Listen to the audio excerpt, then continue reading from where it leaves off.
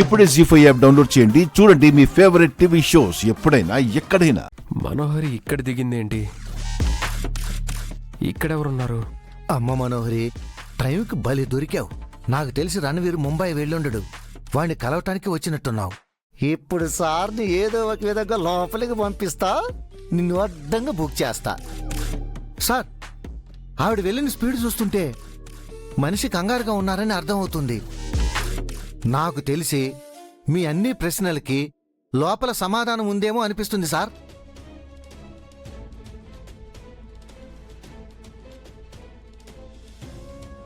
అక్క ఏదో మాట్లాడాలన్నారు. ఆ విషయం తర్వాత ముందు చెప్పు, నువ్వు డైరీలో ఏం చదివావు?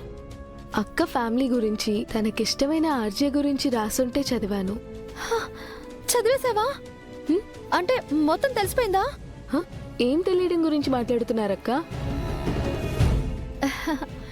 ఇంత కూల్గా క్లారిటీగా అడుగుతుందంటే ఖచ్చితంగా ఏమీ చదివినట్టు లేదు.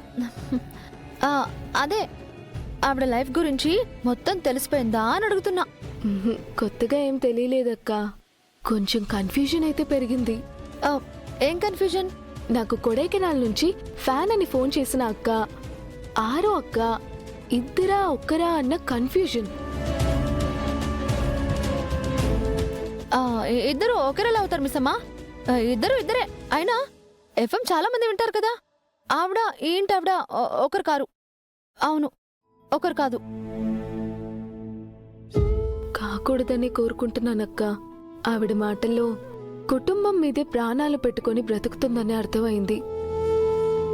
అంత ప్రేమ ఆ పిల్లలకి, ఆ భర్తకి ఎప్పటికీ దూరం కాకూడదు. కష్టంలో కన్నీళ్లు తుడిచిన మనిషి అక్క. బ్రతికున్నన్ని రోజులు ఆవిడ బాగుండాలనే కోరుకుంటాను. మిస్సమ్మా, నీ డైరీ గొడవలో పడి నేను వచ్చిన విషయమే మర్చిపోయా. దగ్గర కావలసిన నువ్వు మీ ఆయన ఇంకా ఇలా దూరంగా ఉన్నారంటే దానికి కారణం నువ్వే మిస్సమ్మా. నేనేం చేశా అక్క? ఏమీ చేయలేదు కాబట్టే కారణం నువ్వయ్యావు. అరే, కొత్త జీవితం మొదలుపెట్టినప్పుడు నీ ప్రపంచం మొత్తం నీ భర్త అవ్వాలి. నువ్వు ఇలా బిజీగా ఉంటే ఎలా? అక్క, ఎలా అని అడగకుండా ఏం చేయాలో చెప్పండి ప్లీజ్. నువ్వు పిల్లల కోసం ముందు ఒక కేర్ టేకర్ని పెట్టుకోవాలి.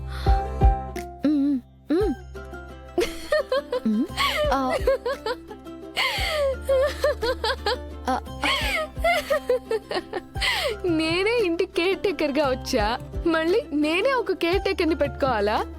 భలే కామెడీ చేస్తారక్క మీరు.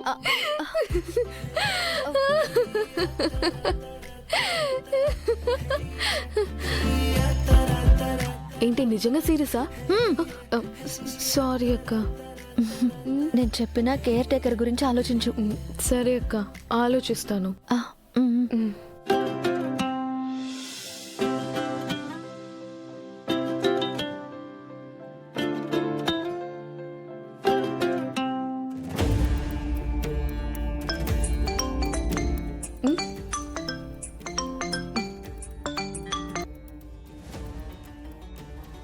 హలో రాథోడ్, చెప్పు. మిస్సమ్మా, మనోహరి మేడం సార్ కట్టంగా దొరికిపోతున్నారు. అవునా? ఏం జరిగింది?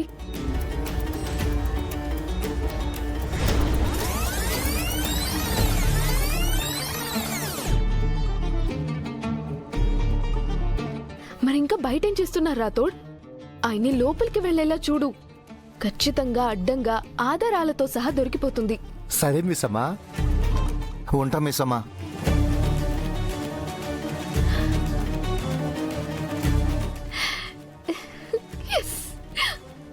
ఈ హ్యాపీనెస్ ని ఫస్ట్ అక్కతో షేర్ చేసుకోవాలి. అక్క, అక్క, అక్క, అక్క, అక్క. మిస్ అమ్మా, ఏంటి కేర్ టేకర్ గురించి అప్పుడే డెసిషన్ తీసుకున్నావా? చాలా థ్యాంక్స్ మిస్ అమ్మా, వెరీ గుడ్. ఏహే, అది కాదక్క. మరి ఎందుకంత హ్యాపీగా ఉన్నావు? ఆ మనోహరి మంతనాలు జరపడానికి ఎక్కడికో వెళ్ళింది. మధ్యలో ఆయన చూసి మనోహరి వెనకాలే వెళ్లారు. ఇంకా సేపట్లో మనోహరి ఆయన దగ్గర అడ్డంగా బుక్ అయిపోతుంది. బాగుంది కదా ఏ. ఈ హ్యాపీ మూమెంట్ లో మీరు చెప్పిన దాని గురించి ఆలోచిస్తా.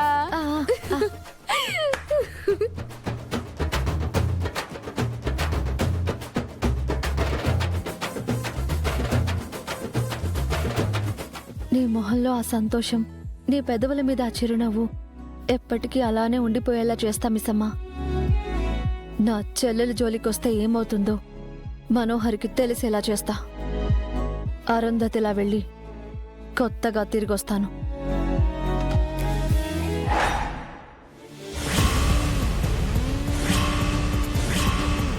అంతా ప్లాన్ చేసి ప్రిపేర్ అయ్యి కరెక్ట్గా అంజలిని కోల్కతా తీసుకుని వెళ్లే టైంకి రానని ఎందుకు ప్లేట్ తిప్పావు? ఇప్పుడు నా ఆస్తి నాకు దక్కకుండా పోవటానికి కారణం నువ్వే. రణ్వీర్, నీకు నా పరిస్థితి గురించి చెప్పలేను. చాలా పెద్ద ప్రాబ్లంలో ఇరుక్కున్నాను. అందుకే మన ప్లాన్ అంతా పాడవుతుందని తెలిసినా నేను నీతో పాటు రాలేకపోయాను. ప్లీజ్ ఈ ఒక్కసారికి నన్ను క్షమించు. ఇంతకీ కోర్టులో ఏమన్నారు? దుర్గకి ఒంట్లో బాలేదని లాయర్ హాస్పిటల్ రిపోర్ట్ సబ్మిట్ చేశాడు. కొంచెం సమయం కావాలని అడిగి ఇంకొక వాయిదా తీసుకున్నాడు.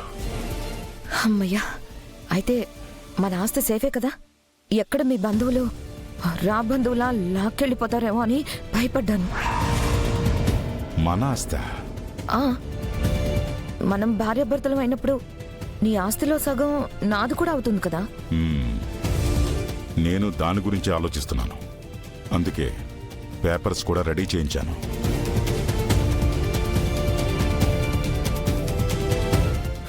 పద వెళ్దాం.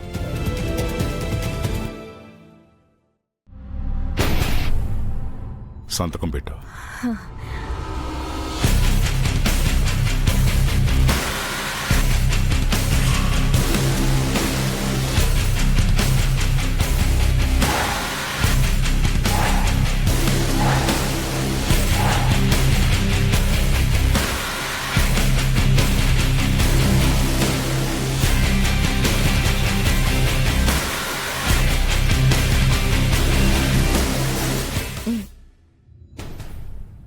అయినా నువ్వు ఇంత ఈజీగా నాకు సగం ఆస్తి ఇవ్వడానికి ఒప్పుకుంటావని నేనైతే అస్సలు ఎక్స్పెక్ట్ చేయలేదు. ఇక మీదట కూడా చెయ్యకు. ఎందుకంటే నా ఆస్తిలో చిల్లి గవ్వ కూడా నీకు రాదు.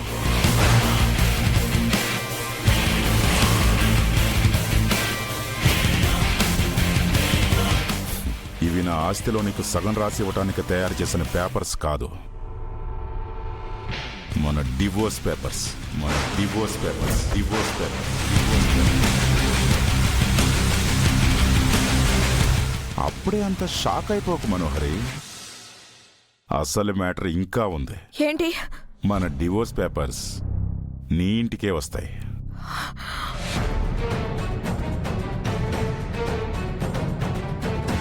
జీ5 యాప్ డౌన్లోడ్ చేసి అన్ని ఎపిసోడ్స్ పూర్తి ఉచితంగా చూడండి.